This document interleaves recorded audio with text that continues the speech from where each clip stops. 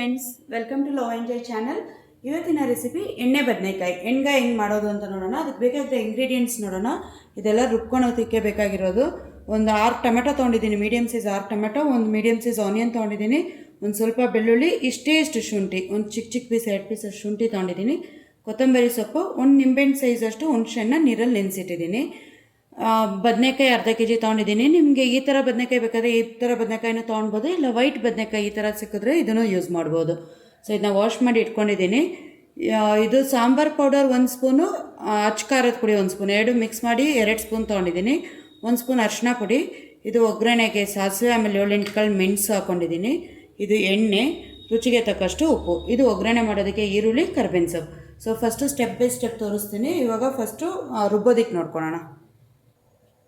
So ನಾನು ಇಲ್ಲಿ ಏನೇನು ತೆಗೆದಿಟ್ಕೊಂಡಿದ್ದೀನೋ ಇದನ್ನೆಲ್ಲನೂ ರುಬ್ಕೊಳೋದಕ್ಕೆ ಮಿಕ್ಸಿನಲ್ಲಿ ಹಾಕ್ಕೊಳ್ತಾ ಇದ್ದೀನಿ.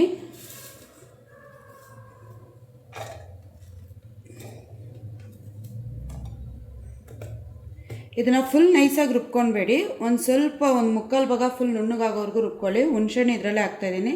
ಸೊ ಇದು ಇವಾಗ ರುಬ್ಕೊಂಡು ಬರೋಣ. ಇವಾಗ ನೋಡ್ಬೋದು, ಇದು ಅರ್ಧಂಬರ್ಧಮಷ್ಟು ರುಬ್ಕೊಂಡಿದ್ದೀನಿ. ಇದಕ್ಕೆ ಇವಾಗ 2 ಸ್ಪೂನಷ್ಟು ಉಪ್ಪು ಹಾಕ್ಕೊಳ್ತಾ ಇದ್ದೀನಿ. ಇಲ್ಲೇನು ಖಾರ ಪುಡಿ ಇದು ಎತ್ತಿಟ್ಟಿದ್ನೋ ಇದು 2 ಸ್ಪೂನ್ ರುಬ್ಕೊಳೋದಕ್ಕೆ ಹಾಕ್ಕೊಳ್ತಾ ಇದ್ದೀನಿ. ಆಮೇಲೆ ಇದ್ರ ಜೊತೆ ಕೊತ್ತಂಬರಿ ಸೊಪ್ಪು ಹಾಕ್ಕೊಳ್ತಾ ಇದ್ದೀನಿ. ಈ ಹುಣಸೆ ನೆನೆಸಿರೋ ನೀರನ್ನೇ ಸ್ವಲ್ಪ ಹಾಕ್ಕೊಳ್ತಾ ಇದ್ದೀನಿ. ಇವಾಗ ಇದನ್ನ ಫುಲ್ ನುಣ್ಣಗೆ ರುಬ್ಕೊಳ್ಳೋಣ. ಸೊ ಇಲ್ಲಿ ರುಬ್ಕೊಂಡಿರೋ ಮಸಾಲೆ ರೆಡಿಯಾಗಿದೆ. ಇದೇ ಥರ ಬ್ರಿಂಜಾಲ್ನೆಲ್ಲ ಕಟ್ ಮಾಡಿ ಇಟ್ಕೊಂಡಿದ್ದೀನಿ. ಈ ಥರ 4 ಪೀಸಸ್ ಥರ ಕಟ್ ಮಾಡಿ ಇಟ್ಕೊಂಡಿದ್ದೀನಿ. ಇವಾಗ ಇದರೊಳಗಡೆ ಮಸಾಲಾನ ಫುಲ್ ಸ್ಟಫ್ ಮಾಡೋಣ. ಸ್ಟಫ್ ಮಾಡಿ ಒಂದು 15 ಮಿನಿಟ್ಸ್ ಅಷ್ಟು ಇಟ್ಕೊಳ್ಳೋಣ. ಈ ಥರ ಮಸಾಲಾನ ಇದರೊಳಗಡೆ ತುಂಬಿಸ್ಕೊಳ್ಬೇಕು, ರುಬ್ಬಿರೋ ಮಸಾಲಾನ. ಈ ಥರ ಎಲ್ಲದರಲ್ಲೂ ಈ ಥರ ತುಂಬಿಸಿ ಒಂದು 15 ಮಿನಿಟ್ಸ್ ಅಷ್ಟು ಇಟ್ಕೊಳ್ಬೇಕು. ಇವಾಗ 15 ಮಿನಿಟ್ಸ್ ಆಗಿದೆ. ಇವಾಗ ಇದನ್ನ ಒಗ್ಗರಣೆ ಮಾಡೋಣ. ಸೊ ಫ್ರೆಂಡ್ಸ್, ಇವಾಗ ಸ್ಟವ್ ಆನ್ ಮಾಡಿ ನಾನೊಂದು ಪ್ಯಾನ್ ಇಟ್ಟಿದ್ದೀನಿ. ನಾನು ಎಣ್ಣೆ ಬದನೆಕಾಯಿನ ಪ್ಯಾನಲ್ಲಿ ಮಾಡ್ತಾಯಿದ್ದೀನಿ, ಯಾಕಂದರೆ ಬೇಗ ಆಗುತ್ತೆ ಅಂತ. ಬೆಳಗ್ಗೆದ್ದು ಆಫೀಸ್ಗೆ ಹೋಗೋರಿಗೆ ಪಾತ್ರೆನಲ್ಲಿ ಮಾಡಿಕೊಂಡ್ರೆ ತುಂಬ ಕಷ್ಟ ಆಗುತ್ತೆ. ಸೊ ಅದಕ್ಕೋಸ್ಕರ ಪ್ಯಾನಲ್ಲಿ ಮಾಡಿದ್ರೆ, ಕುಕ್ಕರಲ್ಲಿ ಮಾಡಿದ್ರೆ ಒಂದೇ ವಿಷಲ್ ಸಾಕು. ಸೊ ಇವಾಗ ಇದು ಚೆನ್ನಾಗಿ ಬಿಸಿಯಾಗಿದೆ ಪ್ಯಾನು. ಇದಕ್ಕೆ ನಾನು ಆಯಿಲ್ ಹಾಕ್ಕೊಳ್ತಾ ಇದ್ದೀನಿ. ಏನು ಎಣ್ಣೆ ತೊಗೊಂಡಿದ್ನೋ ಅದು. ಸೊ ಎಣ್ಣೆ ಬದನೆಕಾಯಿಗೆ ಯಾವಾಗಲೂ ಸ್ವಲ್ಪ ಆಯಿಲ್ ಜಾಸ್ತಿನೇ ಹಾಕಬೇಕು.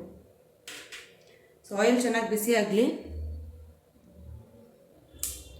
ಆಯಿಲ್ ಚೆನ್ನಾಗಿ ಬಿಸಿಯಾಗಿದೆ. ಇವಾಗ ಸಾಸಿವೆನೂ ಒಂದು 7-8 ಕಾಳು ಮೆಣಸು ಏನು ಎತ್ತಿಟ್ಕೊಂಡಿದ್ನೋ ಅದು ಆಯಿಲಲ್ಲಿ ಹಾಕ್ತಾಯಿದ್ದೀನಿ.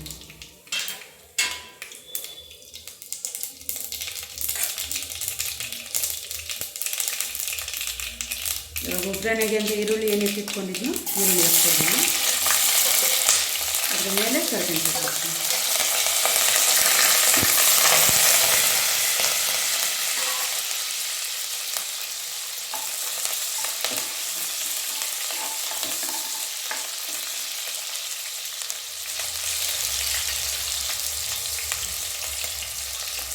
ಸೊ ಫ್ರೆಂಡ್ಸ್, ಆವಾಗಲೇ ಸ್ಕಿಪ್ ಮಾಡಿದೆ ನಾನು. ಇದಕ್ಕೆ ಸ್ವಲ್ಪ ಹಿಂಗೆ ಹಾಕ್ಕೊಳ್ತಾ ಇದ್ದೀನಿ. ಸೊ ಹಿಂಗೆ ಬೇಡ ಅನ್ನೋರು ಆಪ್ಷನಲ್ ಇದು. ಸೊ ಹಿಂಗೆ ಹಾಕ್ಕೊಂಡ್ರೆ ಸ್ವಲ್ಪ ಟೇಸ್ಟ್ ಚೆನ್ನಾಗಿರುತ್ತೆ. ಇದು ಈರುಳ್ಳಿ ಸ್ವಲ್ಪ ಚೆನ್ನಾಗಿ ಫ್ರೈ ಆಗಲಿ, ಗೋಲ್ಡನ್ ಬ್ರೌನ್ ಆಗಲಿ. ಈಗ ಈರುಳ್ಳಿ ಬ್ರೌನ್ ಆಗಿದೆ. ಇದಕ್ಕೆ ನಾನೇನು ಬದನೆಕಾಯಲ್ಲಿ ಮಸಾಲ ಎಲ್ಲ ಸ್ಟಫ್ ಮಾಡಿಟ್ಟಿದ್ನೋ ಆ ಬದನೆಕಾಯಿನ ಫಸ್ಟ್ ಹಾಕ್ಕೊಂಡು ಸ್ವಲ್ಪ ಒಂದು 2 ನಿಮಿಷ ಅಷ್ಟು ಆಯಿಲಲ್ಲೇ ಫ್ರೈ ಮಾಡ್ಕೊಂಡು.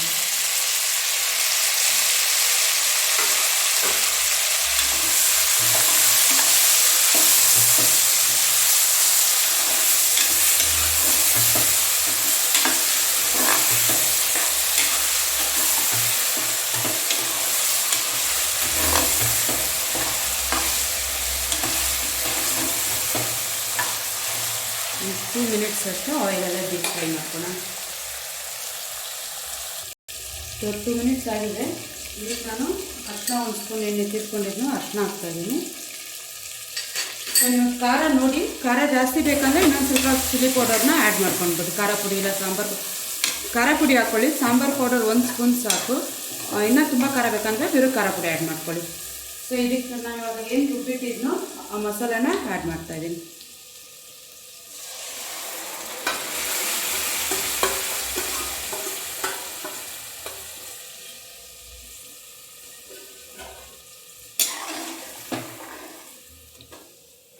ನೀರೇನು ಆ್ಯಡ್ ಮಾಡೋಕ್ಕೆ ಹೋಗಬೇಡಿ ಜಾಸ್ತಿ.